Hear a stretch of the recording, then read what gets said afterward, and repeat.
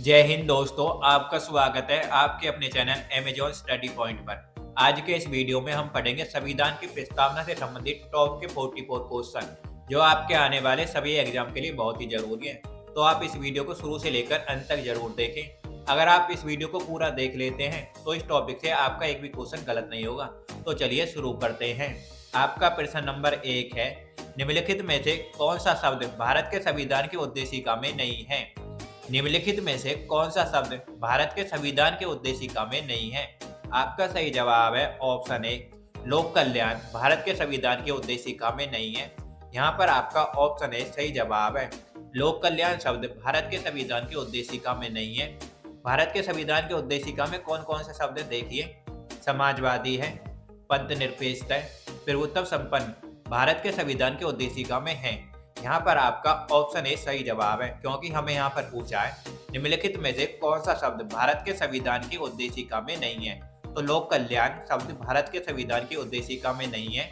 और आपको ध्यान रखना है कि उद्देश्य प्रस्ताव 13 दिसंबर 1946 को जवाहरलाल नेहरू ने संविधान सभा के सामने रखा था और जो 22 जनवरी 1947 को पास हुआ। संविधान की उद्देशिका ही आगे जाकर संविधान की प्रस्तावना बनी और जिसे संविधान की आत्मा भी कहा जाता है। आपका अगला प्रश्न है प्रश्न नंबर 2, भारतीय संविधान की प्रस्तावना के सिलसिले में निम्नलिखित में से कौन सा क्रम सही है? भारतीय संविधान की प्रस्तावना के सिलसिले में निम्नलिखित में से कौन सा क्रम सही है? आपका सही जवाब है ऑप्शन बी, सार्वभौम, सत्ता संपन्न, समाजवादी, पंथ निरपेक्ष, जनवादी, गणतंत्र।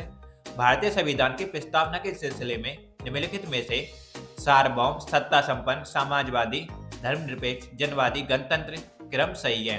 यहाँ पर आपका ऑप्शन बी सही जवाब है। यह बात आपको याद रखनी है। आपका अगला प्रश्न है प्रश्न नंबर 3, 42वें संविधान संशोधन 1976 के द्वारा प्रस्तावना में किस शब्द को नहीं जोड़ा गया? 42वें संविधान संशोधन 1976 के द्वारा प्रस्तावना में किस शब्द को नहीं जोड़ा गया? आपका सही जवाब है ऑप्शन सी, गुट निरपेक्ष शब्द को नहीं जोड़ा गया। 42वें संविधान संशोधन 1976 के द्वारा प्रस्तावना में गुट निरपेक्ष शब्द को नहीं जोड़ा गया। कौन कौन से शब्द को जोड़ा गया? देखिए, धर्मनिरपेक्ष शब्द को जोड़ा गया, समाजवादी शब्द को जोड़ा गया, एकता और अखंडता को जोड़ा गया 42वें संविधान संशोधन 1976 के द्वारा। हमें यहाँ पर पूछा गया कि 42वें संविधान संशोधन 1976 के द्वारा प्रस्तावना में किस शब्द को नहीं जोड़ा गया? तो हमारा यहाँ पर ऑप्शन सी सही जवाब है। 42वें संविधान संशोधन 1976 के द्वारा प्रस्तावना में गुट निरपेक्ष शब्द को नहीं जोड़ा गया। और दोस्तों, 42वें संविधान संशोधन को लघु संविधान भी कहा जाता है, यह आपको याद रखना है। आपका प्रश्न नंबर 4 है, भारतीय संविधान की प्रस्तावना के बारे में कौन सा कथन सही है? आपका सही जवाब है ऑप्शन डी, उक्त शब्द 1976 में संशोधन द्वारा जोड़े गए। कौन कौन से शब्द हैं दोस्तों? वे समाजवादी, अखंडता, पंथ निरपेक्ष शब्द 42वें संविधान संशोधन 1976 के द्वारा जोड़े गए। यह शब्द सही है। यहाँ पर आपका ऑप्शन डी सही जवाब है। उक्त शब्द 42वें संविधान संशोधन 1976 के द्वारा जोड़े गए। कौन कौन से शब्द? समाजवादी, अखंडता, पंथ निरपेक्ष। आपका प्रश्न नंबर 5 है, भारतीय संविधान में किस प्रकार के लोकतंत्र को अपनाया है? भारतीय संविधान ने किस प्रकार के लोकतंत्र को अपनाया है? सही जवाब है लोकतांत्रिक गणतंत्र। भारतीय संविधान ने लोकतांत्रिक गणतंत्र को अपनाया है। यहाँ पर आपका ऑप्शन ए सही जवाब है। भारतीय संविधान ने लोकतांत्रिक गणतंत्र को अपनाया है। प्रश्न नंबर 6, भारतीय संविधान की प्रस्तावना के अनुसार भारत के शासन की सर्वोच्च सत्ता किसमें निहित है?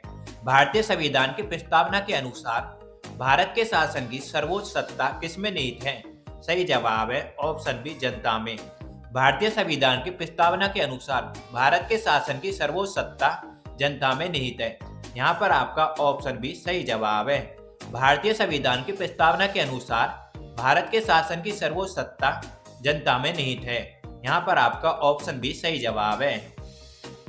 आपका प्रश्न नंबर 7 है, 42वें संविधान संशोधन द्वारा प्रस्तावना में निम्नलिखित में से कौन सा शब्द जोड़ा गया?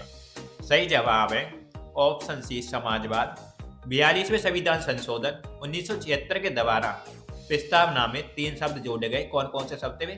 समाजवादी, अखंडता और पंथ निरपेक्ष। यहाँ पर आपका ऑप्शन सी सही जवाब है। 42वें संविधान संशोधन द्वारा प्रस्तावना में समाजवाद शब्द जोड़ा गया। आपका अगला प्रश्न नंबर 8, भारतीय संविधान की प्रस्तावना में वर्णित लोकतंत्र को किस रूप में स्वीकारा गया है? भारतीय संविधान की प्रस्तावना में वर्णित लोकतंत्र को किस रूप में स्वीकारा गया है? आपका सही जवाब है ऑप्शन डी, उपरोक्त सभी। देखिए किस किस प्रकार के लोकतंत्र को स्वीकारा है। राजनीतिक राजतंत्र, आर्थिक लोकतंत्र, सामाजिक राजतंत्र। भारतीय संविधान की प्रस्तावना में वर्णित लोकतंत्र को सभी रूपों में स्वीकारा गया जो यहाँ पर दिए गए। यहाँ पर आपका ऑप्शन डी सही जवाब है।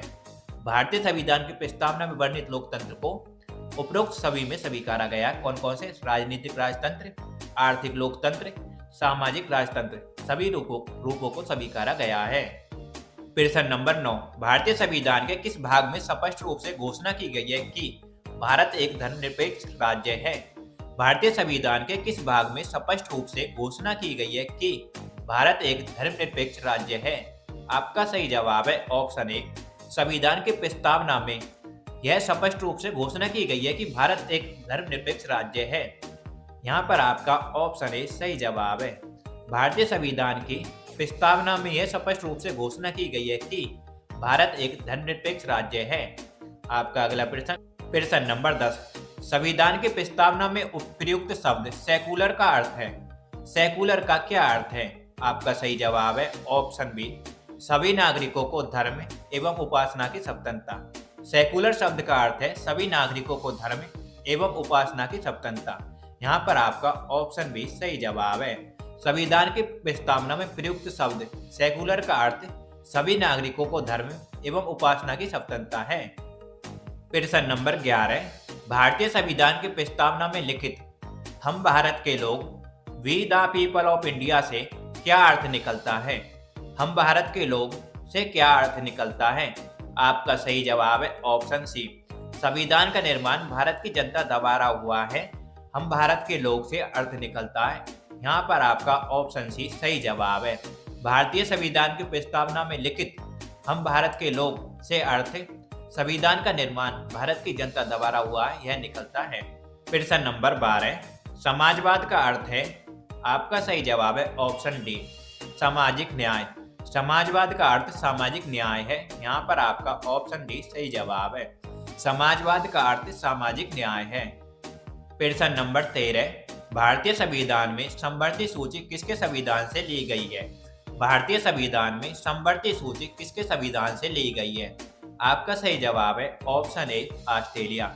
भारतीय संविधान में समवर्ती सूची ऑस्ट्रेलिया के संविधान से ली गई है। और देखिए दोस्तों, ऑस्ट्रेलिया के संविधान से क्या क्या लिया गया है। संविधान की भाषा और प्रस्तावना की भाषा ऑस्ट्रेलिया से ली गई है। केंद्र व राज्य के बीच के संबंध में शक्तियों का विभाजन ऑस्ट्रेलिया से लिया गया है। राष्ट्रपति द्वारा बुलाए जाने वाला संयुक्त अधिवेशन जो आर्टिकल 108 के तहत है वह ऑस्ट्रेलिया से लिया गया है। इसकी अध्यक्षता लोकसभा अध्यक्ष करता है। व्यापार के नियम ऑस्ट्रेलिया से लिए गए और समवर्ती सूची भी ऑस्ट्रेलिया से ली गई है। यह बात आपको याद रखनी है। भारतीय संविधान में समवर्ती सूची ऑस्ट्रेलिया के संविधान से ली गई है। यहाँ पर आपका ऑप्शन ए सही जवाब है। आपका अगला प्रश्न है प्रश्न नंबर 14, भारतीय संविधान की आत्मा किसे कहा जाता है? भारतीय संविधान की आत्मा किसे कहा जाता है? सही जवाब है प्रस्तावना को भारतीय संविधान की आत्मा कहा जाता है। भारतीय संविधान की आत्मा प्रस्तावना को कहा जाता है। यहाँ पर आपका ऑप्शन बी सही जवाब है। और प्रस्तावना को जवाहरलाल नेहरू ने प्रस्तुत किया था। आपका अगला प्रश्न है भारतीय संविधान की प्रस्तावना पर किस क्रांति का प्रभाव नहीं झलकता है? भारतीय संविधान की प्रस्तावना पर किस क्रांति का प्रभाव नहीं झलकता है? सही जवाब है ऑप्शन सी, चीन की क्रांति 1912। भारतीय संविधान की प्रस्तावना पर चीन की क्रांति 1912 का प्रभाव नहीं झलकता है। यहाँ पर आपका ऑप्शन सी सही जवाब है। दोस्तों, आपको ध्यान रखना कि अमेरिका की क्रांति 1776 में हुई, बाल्शेविक क्रांति 1917 में हुई और फ्रांसीसी क्रांति 1789 में हुई। यह बात भी आपको याद रखनी है। और यहाँ पर आपका ऑप्शन सी सही जवाब है। भारतीय संविधान की प्रस्तावना पर क्रांति का प्रभाव नहीं झलकता। कौन सी क्रांति? वो चीन की क्रांति का प्रभाव नहीं झलकता है। आपका प्रश्न नंबर 16 है संविधान के अंतर्गत भारतीय लोकतंत्र के आदर्शों को हम देख सकते हैं। संविधान के अंतर्गत भारतीय लोकतंत्र के आदर्शों को हम कहाँ देख सकते हैं? आपका सही जवाब है ऑप्शन डी, प्रस्तावना में। संविधान के अंतर्गत भारतीय लोकतंत्र के आदर्शों को हम संविधान की प्रस्तावना में देख सकते हैं। यहाँ पर आपका ऑप्शन डी सही जवाब है। लोकतंत्र के आदर्शों को हम संविधान की प्रस्तावना में देख सकते हैं। प्रश्न नंबर 17, भारतीय संविधान का प्राधिकार स्रोत कौन है? भारतीय संविधान का प्राधिकार स्रोत कौन है? सही जवाब है ऑप्शन ए भारत के लोग। भारतीय संविधान का प्राधिकार स्रोत भारत के लोग हैं। यहाँ पर आपका ऑप्शन ए सही जवाब है। भारतीय संविधान का प्राधिकार स्रोत भारत के लोग हैं। आपका प्रश्न नंबर 18 है, भारतीय संविधान के किस भाग को उसकी आत्मा की आख्या प्रदान की गई है? भारतीय संविधान के किस भाग को संविधान की आत्मा की आख्या प्रदान की गई है? आपका सही जवाब है ऑप्शन बी, प्रस्तावना को संविधान की आत्मा की आख्या प्रदान की गई है। यहाँ पर आपका ऑप्शन बी सही जवाब है। भारतीय संविधान की प्रस्तावना को संविधान की आत्मा की आख्या प्रदान की गई है। प्रश्न नंबर 19, संविधान निर्माताओं ने किस पर विशेष ध्यान दिया था? संविधान निर्माताओं ने किस पर विशेष ध्यान दिया था? सही जवाब है प्रस्तावना पर। संविधान निर्माताओं ने विशेष ध्यान प्रस्तावना पर दिया था। यहाँ पर आपका ऑप्शन सी सही जवाब है। संविधान निर्माताओं ने प्रस्तावना पर विशेष ध्यान दिया था। प्रश्न नंबर 20, भारत को गणतंत्र क्यों कहा जाता है? भारत को गणतंत्र क्यों कहा जाता है? सही जवाब है ऑप्शन डी। यहाँ राज्य का प्रमुख निर्धारित अवधि के लिए निर्वाचित होता है। यहाँ राज्य का प्रमुख निर्धारित अवधि के लिए निर्वाचित होता है। भारत को गणतंत्र क्यों कहा जाता है? यहाँ राज्य का प्रमुख निर्धारित अवधि के लिए निर्वाचित होता है। यहाँ पर आपका ऑप्शन डी सही जवाब है। जैसे लोकसभा का कार्यकाल 5 वर्ष का होता है, राज्यसभा का कार्यकाल 6 वर्ष का होता है। यह बात आपको याद रखनी है। आपका प्रश्न नंबर 21 है, भारतीय संविधान की प्रस्तावना में देश का नाम कौन सा उल्लिखित है? भारतीय संविधान की प्रस्तावना में देश का नाम कौन सा उल्लिखित है? आपका सही जवाब है ऑप्शन ए, भारत और इंडिया प्रस्तावना में नाम उल्लिखित है। यहाँ पर आपका ऑप्शन ए सही जवाब है। भारतीय संविधान की प्रस्तावना में देश का नाम भारत और इंडिया उल्लिखित है। प्रश्न नंबर 22, भारतीय संविधान किसके द्वारा स्वीकृत है? भारतीय संविधान किसके द्वारा स्वीकृत है? आपका सही जवाब है ऑप्शन बी, भारत की जनता द्वारा। भारतीय संविधान भारत की जनता द्वारा स्वीकृत है। यहाँ पर आपका ऑप्शन बी सही जवाब है। भारतीय संविधान भारत की जनता द्वारा स्वीकृत है। प्रश्न नंबर 23, भारत की संप्रभुता किसमें निहित है? भारत की संप्रभुता किसमें निहित है? सही जवाब है ऑप्शन सी, भारत की जनता में। भारत की संप्रभुता भारत की जनता में निहित है। यहाँ पर आपका ऑप्शन सी सही जवाब है। प्रश्न नंबर 24, भारतीय संविधान कब अंगीकार किया गया था? भारतीय संविधान कब अंगीकार किया गया था? सही जवाब है 26 नवंबर 1949 को भारतीय संविधान अंगीकार किया गया था और 26 जनवरी 1950 को भारतीय संविधान लागू हुआ था। यहाँ पर आपका ऑप्शन डी सही जवाब है। भारतीय संविधान 26 नवंबर 1949 को अंगीकार किया गया था और 26 जनवरी 1950 को लागू हुआ था। 26 जनवरी को गणतंत्र दिवस के रूप में मनाते हैं। आपका प्रश्न नंबर 25 है, निम्नलिखित में से किस तिथि को भारतीय संविधान लागू किया गया था? निम्नलिखित में से किस तिथि को भारतीय संविधान लागू किया गया था? सही जवाब है ऑप्शन ए, 26 जनवरी 1950 को भारतीय संविधान लागू किया गया था। यहाँ पर आपका ऑप्शन ए सही जवाब है। 26 जनवरी 1950 को भारतीय संविधान लागू किया गया था।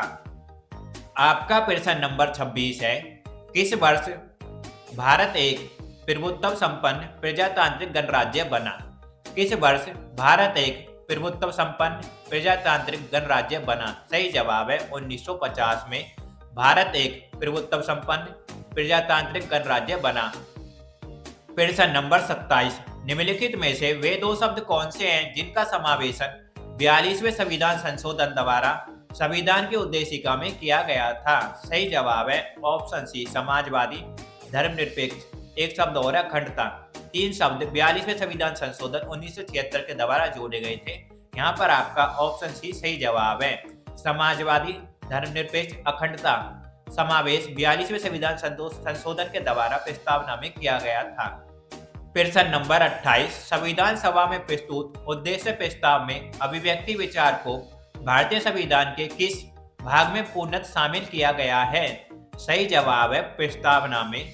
संविधान सभा में प्रस्तुत उद्देश्य प्रस्ताव में अभिव्यक्ति विचार को भारतीय संविधान की प्रस्तावना में पूर्ण रूप से शामिल किया गया है।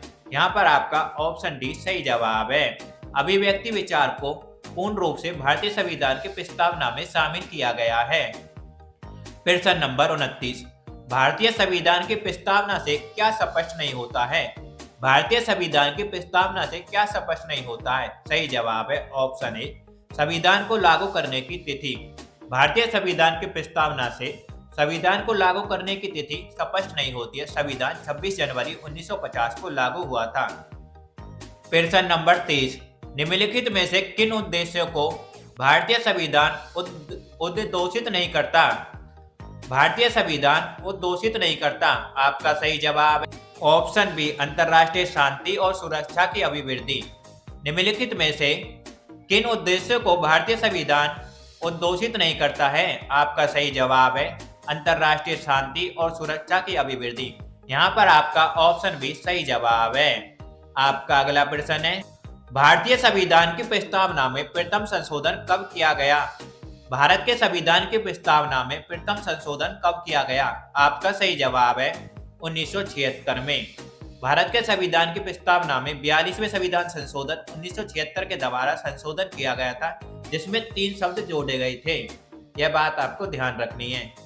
प्रश्न नंबर 32, संविधान की प्रस्तावना सभी भारतीयों को, सभी नागरिकों को निम्न में से कौन सा एक उपलब्ध कराने के लिए वादा नहीं करती है? सही जवाब है पूजा की समानता उपलब्ध कराने का वादा नहीं करती है संविधान की प्रस्तावना। यहाँ पर आपका ऑप्शन डी सही जवाब है। संविधान की प्रस्तावना सभी नागरिकों को एक उपलब्ध कराने के लिए वादा नहीं करती। क्या? पूजा की समानता उपलब्ध कराने का वादा नहीं करती है। प्रश्न नंबर 33, भारतीय संविधान की उद्देशिका में परिवर्तन किस संशोधन अधिनियम में किए गए थे? भारतीय संविधान की उद्देशिका में परिवर्तन किस संशोधन अधिनियम में किए गए थे? आपका सही जवाब है ऑप्शन ए, 42वें संविधान संशोधन 1976 के तहत परिवर्तन किए गए थे, जिसमें 3 शब्द जोड़े गए, समाजवादी, अखंडता और धर्मनिरपेक्ष शब्द जोड़े गए। प्रश्न नंबर 34, भारत एक गणतंत्र है, इसका अर्थ है? आपका सही जवाब है ऑप्शन बी, भारत में वंशानुगत शासन नहीं है। भारत एक गणतंत्र है, इसका अर्थ है भारत में वंशानुगत शासन नहीं है। यहाँ पर आपका ऑप्शन बी सही जवाब है। गणतंत्र का अर्थ है भारत में वंशानुगत शासन नहीं है। आपका प्रश्न नंबर 35 है, कल्याणकारी राज्य का उद्देश्य है? यहाँ पर आपका सही जवाब है कमजोर वर्गों के कल्याण का प्रबंध करना।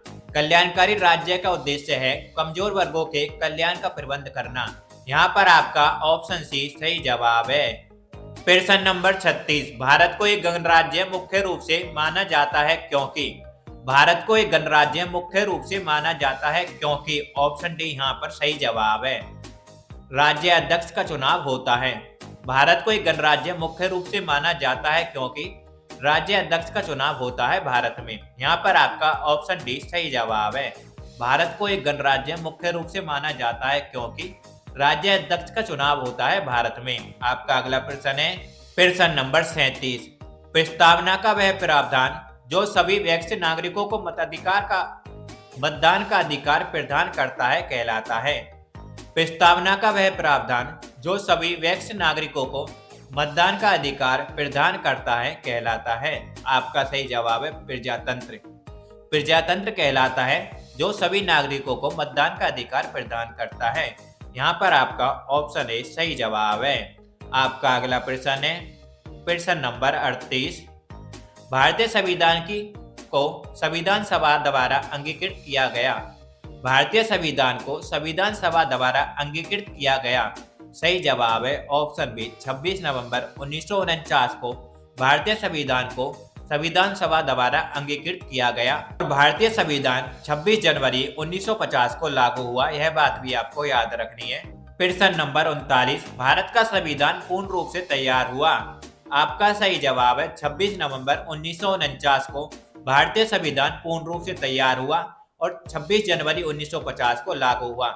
यहाँ पर आपका ऑप्शन सी सही जवाब है। भारतीय संविधान पूर्ण रूप से 26 नवंबर 1949 को तैयार हुआ था। आपका अगला प्रश्न है प्रश्न नंबर 40। भारत एक धर्मनिरपेक्ष राज्य है, इसका मतलब है कि भारत एक धर्मनिरपेक्ष राज्य है, इसका मतलब है कि भारतीय राज्य किसी निश्चित धर्म का समर्थन नहीं करता है। भारतीय राज्य किसी निश्चित धर्म का समर्थन नहीं करता है, इसीलिए भारत एक धर्मनिरपेक्ष राज्य है। यहाँ पर आपका ऑप्शन डी सही जवाब है। प्रश्न नंबर 41। धर्मनिरपेक्षता का अर्थ है, सही जवाब है ऑप्शन ए, राज्य सरकार द्वारा किसी धर्म को स्वीकार नहीं करना। धर्मनिरपेक्षता का अर्थ है राज्य सरकार द्वारा किसी धर्म को स्वीकार नहीं करना। यहाँ पर आपका ऑप्शन ए सही जवाब है। आपका अगला प्रश्न है, आपका प्रश्न नंबर 42 है, गणतंत्र होता है, सही जवाब है ऑप्शन बी, राज्य जहां पर अध्यक्ष वंशानुगत रूप से न हो। गणतंत्र का अर्थ है जहां का अध्यक्ष वंशानुगत रूप से ना हो। यहाँ पर आपका ऑप्शन बी सही जवाब है। प्रश्न नंबर 43। भारत की संप्रभुता, एकता और अखंडता को अक्षुण्ण बनाए रखने तथा उसकी रक्षा करने का प्रावधान किया गया है। सही जवाब है प्रस्तावना में भारत की संप्रभुता, एकता और अखंडता को बनाए रखने का प्रावधान प्रस्तावना में किया गया है। यहाँ पर आपका ऑप्शन सी सही जवाब है। आपका अगला प्रश्न है प्रश्न नंबर 44।